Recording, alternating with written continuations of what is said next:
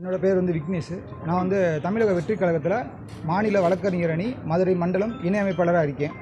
இப்போ கடந்த 27/9/2025 அன்று கரூரில் நடந்த அந்த இஷ்யூ சம்மந்தமாக எங்களோட பொதுச் செயலாளர்கள் புசி ஆனந்த் அவர்கள் மேலும் சிடிஆர் நிர்மல்குமார் சார் அவர்கள் மீதும் காவல்துறை பொய் வழக்கு போட்டிருக்காங்க. அதனால் அது சம்மந்தமாக இன்றைக்கி மதுரை உயர்நீதிமன்ற மதுரை கிளையில் ஆன்டிசிபேட்டரி பெயில் தாக்கல் பண்ணியிருக்கோம். அது இன்றைக்கி ஃபைல் பண்ணியிருக்கோம். கடந்த வருகின்ற வெள்ளிக்கிழமை அது ஹியரிங்கில் வரும். அது என்னான்ட்டு வெள்ளிக்கிழமை பண்ணியாச்சு சார். இன்றைக்கி பண்ணியாச்சு. எங்கள் மேலே போட்ட வழக்கு பொய் வழக்கு. அதனால் எங்களுக்கு முன்ஜாமீன் கொடுங்கன்னு சொல்லிட்டு முன்ஜாமீன் தாக்கல் பண்ணியிருக்கோம். அது நேற்று எங்கள் மாநில வழக்கறிஞர் அணி ஒருங்கிணைப்பாளர் அறிவழகன் சார் நேற்று ஃபைல் பண்ண வந்தாங்க. அதுவும் இன்றைக்கி ஃபைல் ரெடி பண்ணிக்கிருக்காங்க. அதுவும் மேபி ஃப்ரைடே வந்துடும். நம்பர் ஆகலை சார். அது ஃபைல் பண்ணிக்கிறோம். அவங்களுக்கு மேலே வழக்கு போட்டால் தானே சார் ஏபி ஃபைல் பண்ண முடியும். தலைவர் மீது எந்த ஒரு வழக்கும் போடலை. அதனால் ஏபி நாங்கள் ஃபைல் பண்ணலை.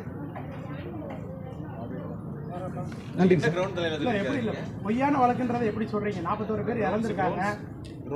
கிரவுண்ட்ஸ் நீங்கள் என்னென்ன அந்த ஆதாரங்கள் எது அடிப்படையில் பொய்யான வழக்கு சொல்கிறீங்க சார்? இதே திமுகவினர் சென்னையில் ஏர் ஷோ நடத்துனாங்க.